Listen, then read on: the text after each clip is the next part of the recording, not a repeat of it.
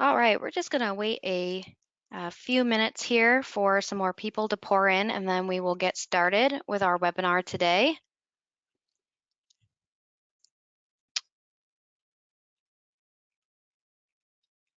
Looks like people are joining in. Awesome.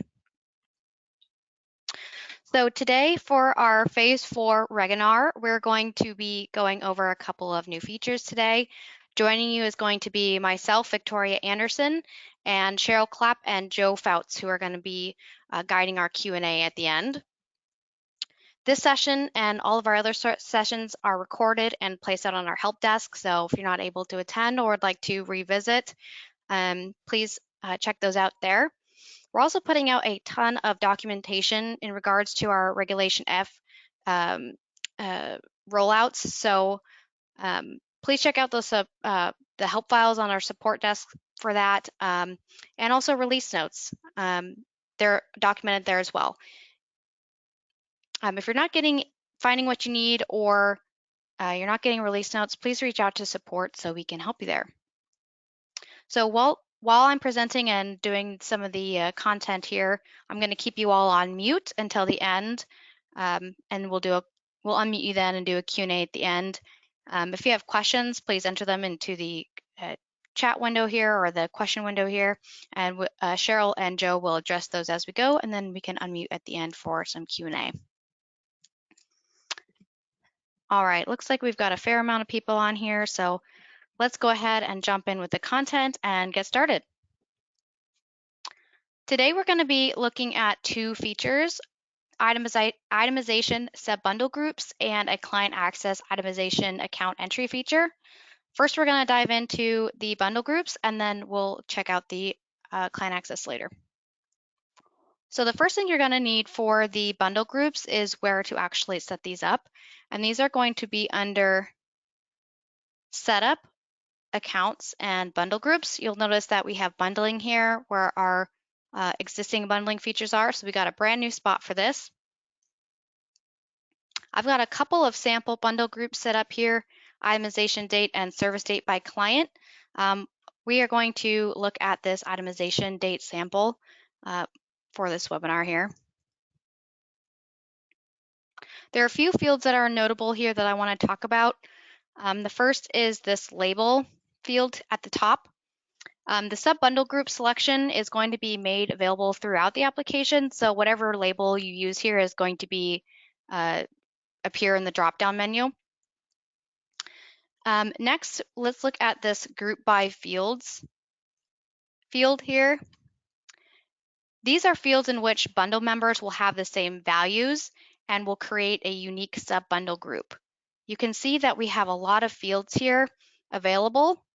So in this example, I have itemization date and itemization date source. These accounts should have these two in common, but there are a lot of other options you can choose here that go beyond Reg F requirements.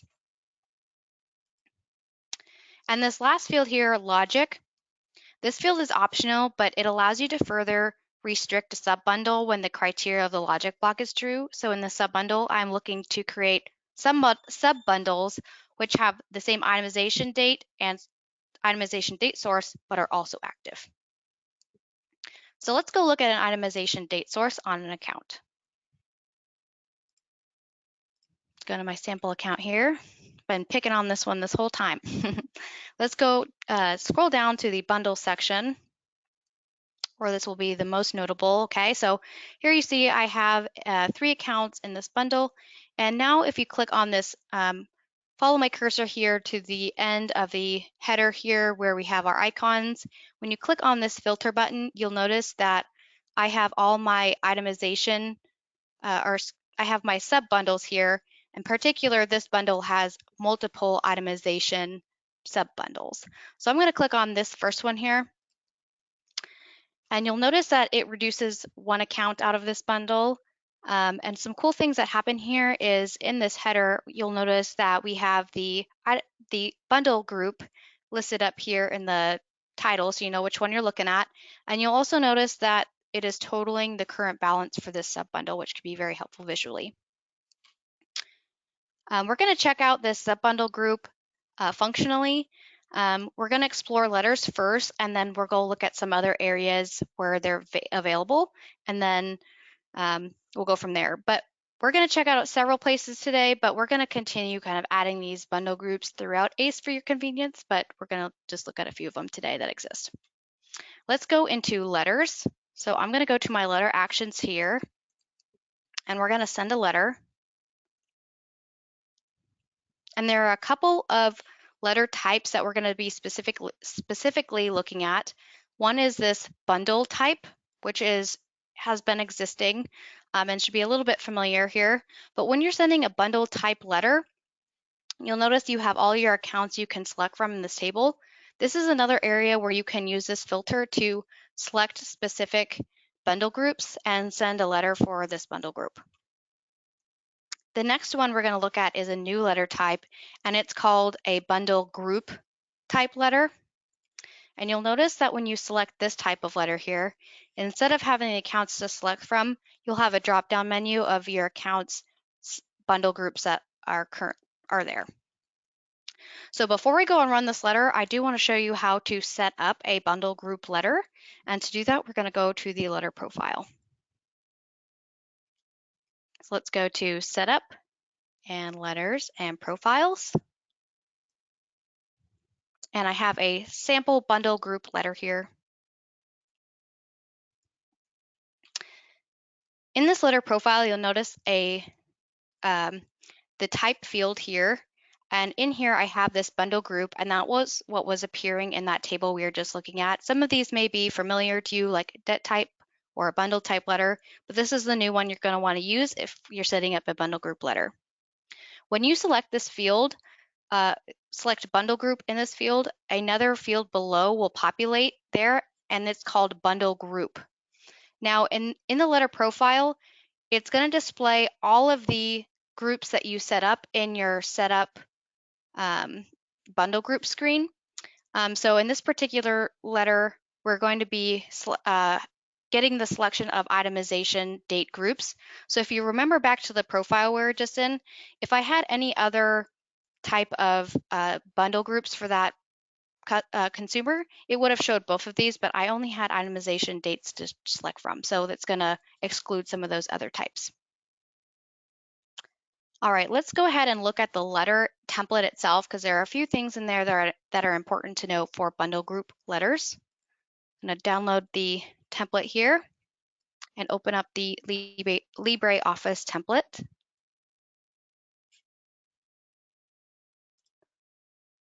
Let's see.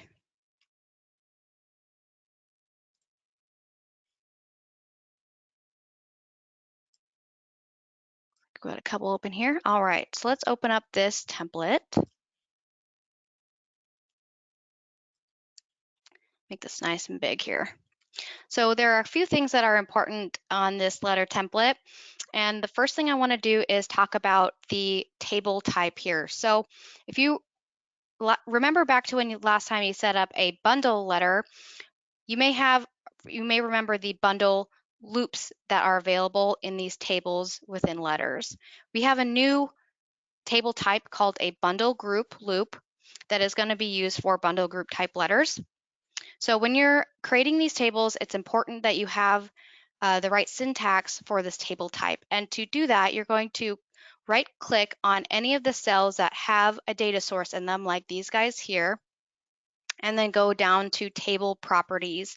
And it's going to open up the secondary screen here, and you'll see that it has a name here for the table type called bundle group loop. And you want to make sure that you include the underscores here as well. And this will allow, when you select a bundle group, to populate all of those into a table here. And then the next thing I want to talk about is some of the fields that are in the sample letter from the data source. So we want to view your data source, you're going to go to View and Data Sources, because we've got a new bundle group table that you can use in these letters. If you haven't downloaded a data source in a long time, it may be a good idea to do so if you're going to be setting up these letters.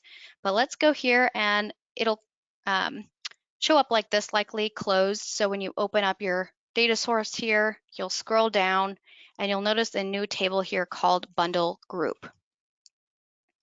And this is going to give you access to all those bundle group fields. So speaking of which, I want to mention that I have a few current, in this sample letter, I have a few current balance fields here, and I want to differentiate between them because although they have the same name here, they are in fact coming from different tables. So in my table down here where I have the bundle loop group table type, you'll notice that when I hover my cursor over the data source, that my table this is actually coming from AceNew, which is the name of my database, .debt buckets .current balance. So in my table here, I'm using the bundle group loop and the current balance of the account. Now these two here, I'm actually using the bundle group current balance here because I'm only wanting to accumulate the totals for the current balance of that bundle group, if that makes sense. So I've got it in two spots here. And if you're in your bundle group table, these are in alphabetical order. So if you scroll all the way to the end of the C's, you'll find your current balance field here, which is the one, the bundle group current balance I'm using in these two fields. So let's actually go run this letter now. Exit out of here. And we'll go back to our account. And we'll go ahead and run this letter. Okay, we're going to our bundle group letter here. And we have our two itemization sub-bundles for this current bundle. And we're going to select this 10.6 sub-bundle group, which we were looking at earlier. Go ahead and push print here. And we're going to open her up. We're actually going to go compare this letter to the bundle group on the account page and kind of validate it against our sub-bundle groups here. So let's go back to our account view and our bundle section here. And we can filter this to that same group I printed the letter on, 10.6, for the itemization date group. And we can put this here, and let's see if I can fiddle with this to get it to reveal. Oops. The groups here. Okay. All right, so we have our two accounts here in the sub-bundle, ending in 773 and ending in 931. So we have our two accounts here in the sub-bundle group and our balances, and it looks like our total balances match as well. So this is a great trick too when you're setting up these letters to validate which fields you're using in your letter against the sub-bundle group in the account. I'm going to go ahead and just close out of this letter. But before we move completely away from letters, I do want to mention that we've also added some itemization transaction loops for our local print. The transaction loop table is set up very similarly to the bundle group loop naming convention there. These transaction loops could be helpful if you're planning on including a second detail page to your model form validation letter. All of those transaction loops are listed out in the release notes from this last week. So if you're going to want to make sure you're using the correct syntax in that field, so that's where you can go and copy those from. So now that we've seen letters, let's go look at a couple other places where you can get that bundle group filter in. Most notably is going to be probably here at the Apply To button here. So when you click Apply To, you'll notice that in the bottom right-hand corner of this pop-up screen that there is the filter button. And when you select that, our bundle groups are going to appear here, and you can select and reduce them here.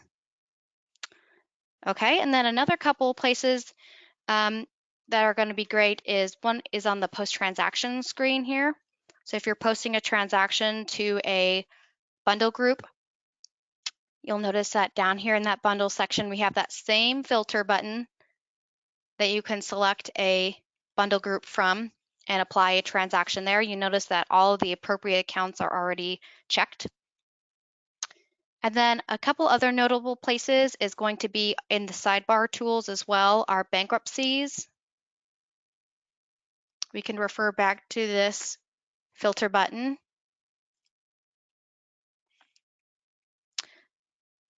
This one, it looks like you're going to want to make sure that both of your boxes are checked. And then also in the deceased, right down here at the very bottom of my screen here, I'm clicking on the deceased record screen, where you can also go ahead and select a bundle group here as well. Another way that bundle groups are going to be really useful for you guys is in workflow. So you'll have the option for bundle groups to iterate. You'll have the option to do actions iterating over bundle group members in an action path. So we're actually going to go check that out. We're going to go to Setup, Workflow, and into Action Path. And I have a bundle group sample here.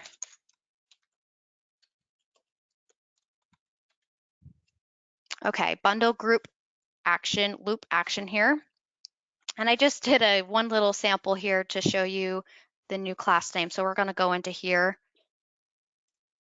This is just a little sample posting a note on all of the bundle group members. You can use your imagination on, the things you'll be able to do here. But what I really want to highlight is this new class name.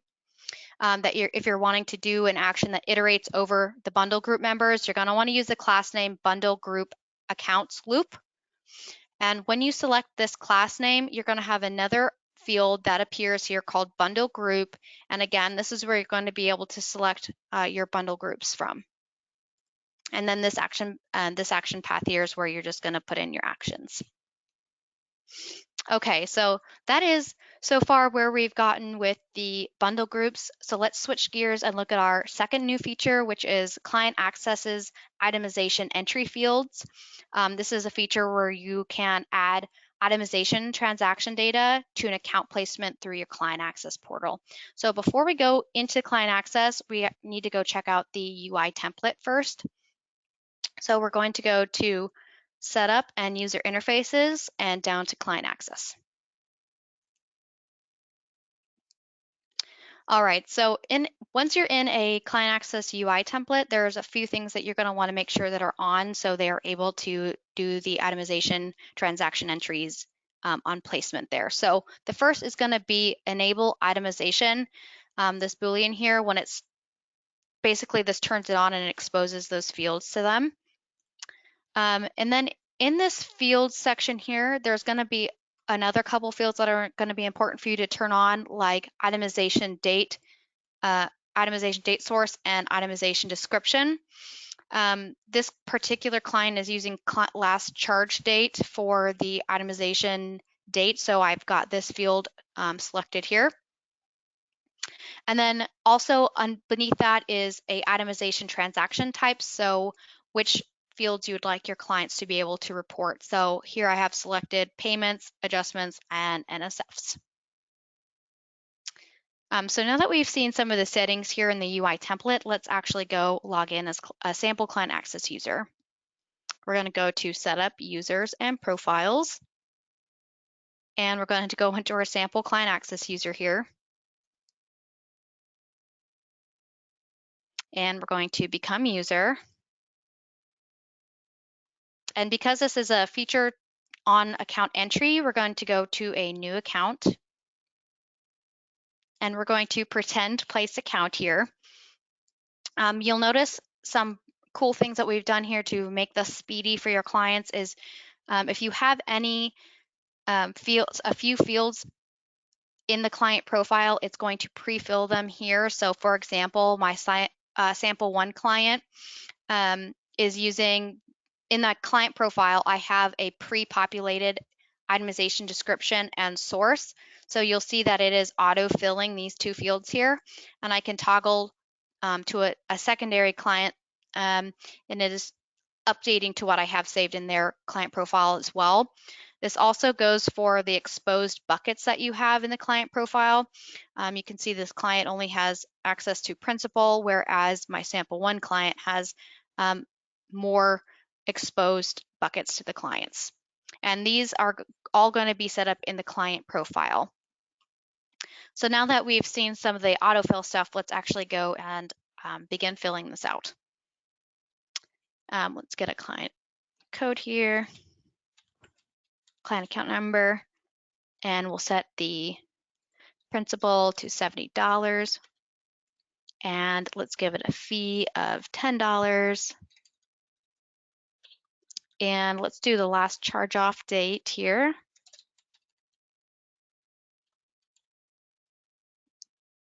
Oops, wrong field.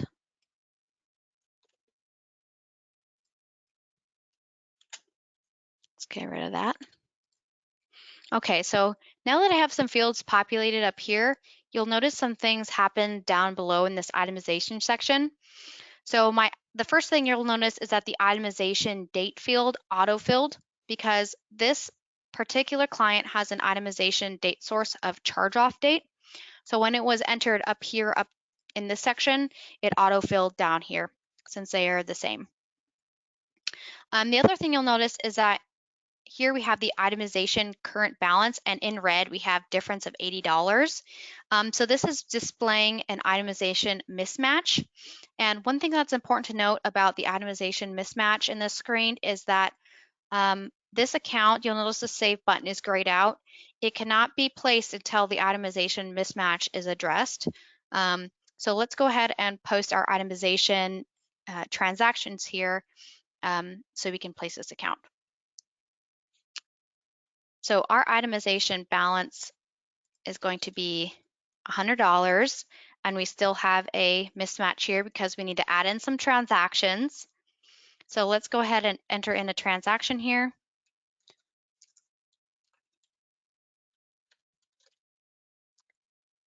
You guessed it, a payment of $20.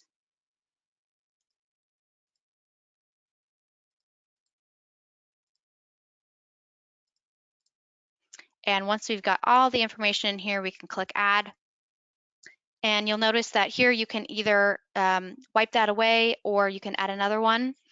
And then you'll see here that our itemization mismatch is no longer there and our assigned balance is going to be $80.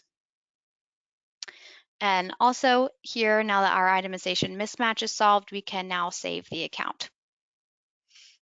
Okay, so that is the all of our features that we are rolling out this week. So before we open up to Q&A, I want to mention what's coming next in our Phase 5 release, which comes out on 12/5. One of them is going to be this itemization manual entry for manual account entry on your guys' end rather than the client's end. Itemization transaction mapping for debits and credits. So which is considered debit, which is considered a credit for these operator types and buckets and things. And then we have a obey compliance on-off setting for specific clients. So if Regulation F isn't applicable to some of your clients, you'll be able to basically turn that off for them. All right, so let's go ahead and open up the floor to some Q&A. I see some questions rolling in our question window, which is awesome. I'm going to unmute everyone in the webinar. However, if you are trying to speak up and not able to, you're likely double muted, so you'll need to unmute yourself as well. So I'm going to go ahead and unmute you all. Okay, so you should be unmuted by me, so make sure you unmute yourself as well before you speak.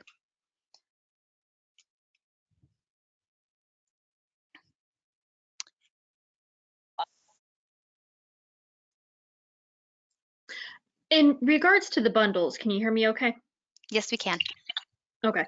The current bundle loop and bundle settings that we have, is that going to be affected by the new bundle group? Or is it one or the other, or does the initial bundle settings still hold true? I may not be asking that well.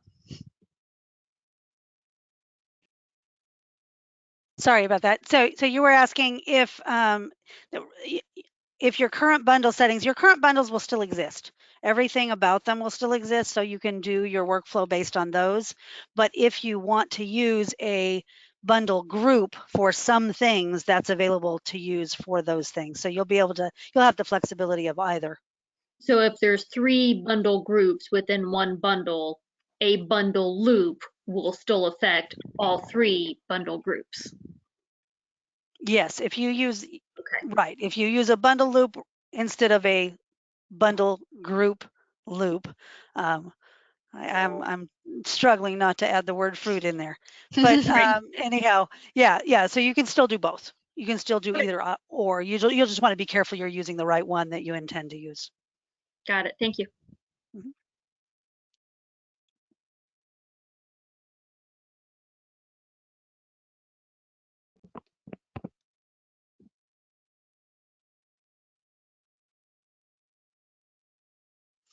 If we have any, it looks like we have a couple of questions coming into the chat window here. If we have any questions regarding RegF in general, maybe not specific to these features, please feel free to ask them. We have an hour slated here. So even if it's not for these questions, as long as it's related to RegF, we are happy to answer them for you. I'm going to try to read this one out loud because I think this speaks to a challenge that a lot of our customers are having. This last one says clients may send an adjustment up or down or insurance takebacks as positive or negative amounts in their file, not always the same amount for different clients. If the adjustment file in ACE by default a positive value that is then subtracted a negative value or depends on what is in the file to get the math to work out. Okay, so just to be clear, we understand that's a bit of a challenge for people. We've got, you have what is itemization data, right? Itemization transactions that have been loaded with the itemization balance, right? You might have some of those, anything that happened after the itemization date. And we also have this question of, we've got things happening after that, right? After assignment, those are also itemization transactions, right? Those are coming in. Really, as far as any kind of data is spoken to. Right now, we have this mapping bit that's coming up in our next in the session 5 of RegF, and I think that one, Matt, is going to better address that question because that's going to give you a little bit of control about where those adjustments might fall in terms of the validation notice fields. Okay, and let's see. Can we go through the manually loading a new account with itemization? I don't think we can do that here for this, but that's definitely something that you could reach out to support if you have questions about manually loading a new account with itemizations. That would be, you're gonna be loading accounts, and then we have loaders for itemized transactions if you in fact have itemized transactions that are going to be contributing to the balance following that itemization date. I do want to add to that too, Julie, if you're referring to manual account entry, like typing it in rather than using a loader and being able to use the itemization stuff. So currently you have to place the account and then go to the account and put in the itemization transactions. But we're actually looking to, in the near future, put in a feature where you can um, go in and type the itemization data in just similarly to this, the client access feature, but in the manual entry screen. Yes, that's a good response. That's probably more likely what Julie was asking about. So right now you load your accounts and you can manually enter itemizations, but only after you save the account. Mm-hmm. And you do that from the itemization page. But that feature that Victoria mentioned is going to be covered in the upcoming releases. Will also cover the account itemization the way that the client are adding that with the new account, the way that she just demoed the client being able to do right now. Can I Okay. follow up on that, please? Sure. In addition to that option in manually entering account, does that mean you'll also be adjusting the loader capabilities so that we can do everything in a single assignment loader instead of the assignment followed up by the transactions? I I believe there's a loader there that is on the docket. I can't tell you if that's the next release, but there is the option to be able to load and the balances, right, of each of those fields, right? The interest, the way that we had talked about, you had mentioned that was important. So I know that got added to the list of development Excellent. to be able to load those individual bits and pieces just specific to those fields, right? To be able to, from an account, load the itemization balance and the interest balance and the fee balance and the payments and credits balance. So yes, that's I being really addressed. appreciate you guys honing in on that feedback last time. It would be helpful if we understood, a guesstimate timeline, since these things are supposed to go into effect in a week. How much effort should I put in to building the extra transactional loaders if we're not going to need them for very long? So if we could have a best guess timeline on that, it would help us plan our strategies. Yeah, so when we send out our release notes, we don't really have, yeah, we have the original data. Let me see if I can find that for you. If I can get that by the end of today's session, I will. But I want to go ahead and address the other questions first. So, Thanks, sir.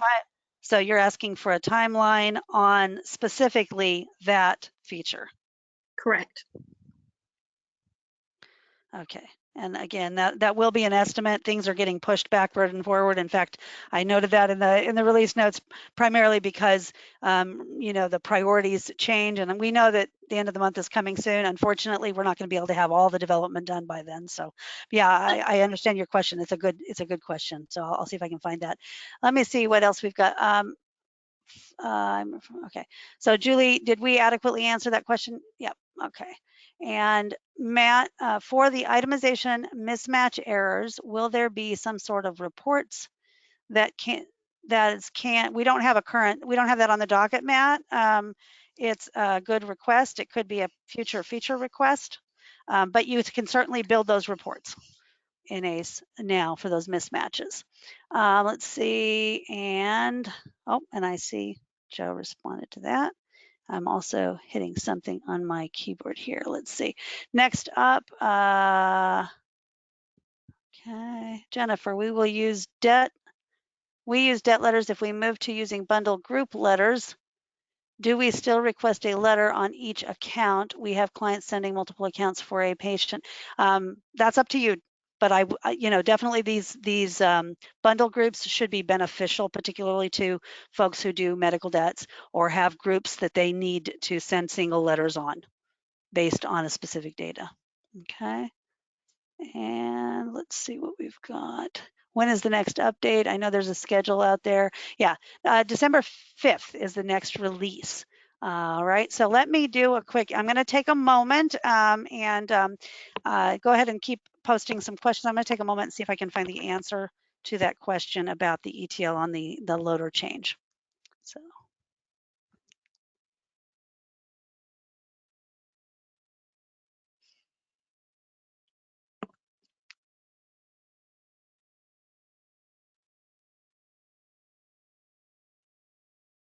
While she's doing that, I just want to say a quick thank you to everyone who joined us today. I realized that today was a pretty tricky day as far as the holiday and making sure this webinar happened this week. So I appreciate all of your guys' time during this busy holiday season that you're able to join us and participate in this.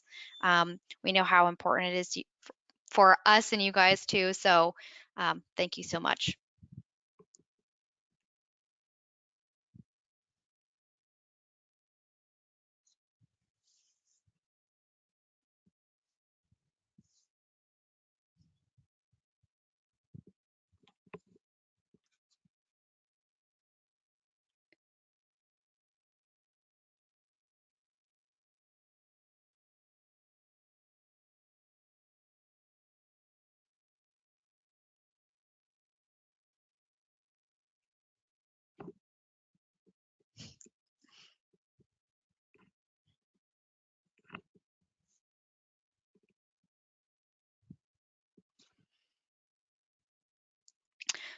Yeah, so we have been really enjoying your guys' feedback on these webinars.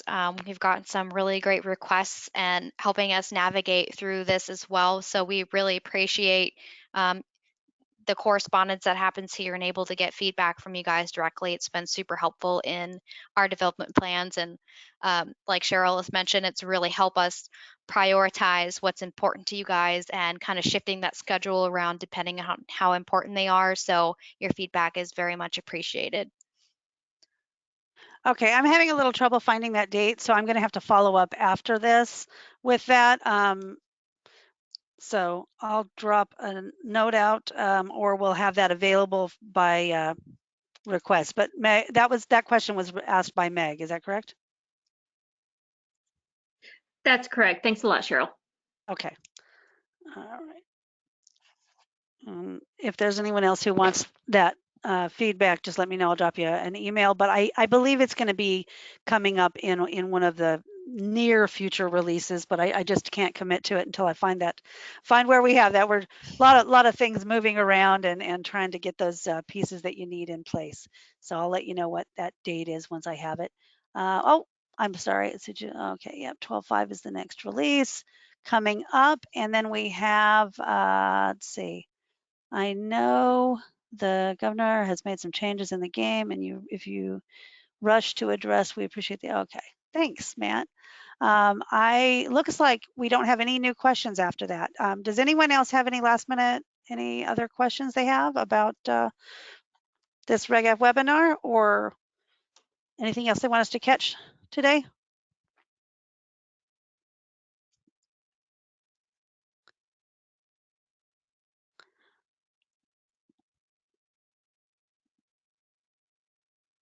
Good questions all.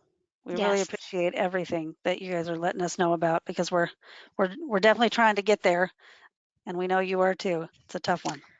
Yeah, and if you think of a question later on after our session ends here in just a moment, please feel free to send them to support, and we can help you through whatever you need to.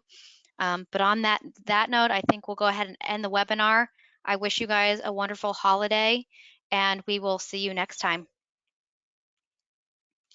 All right, goodbye, everyone.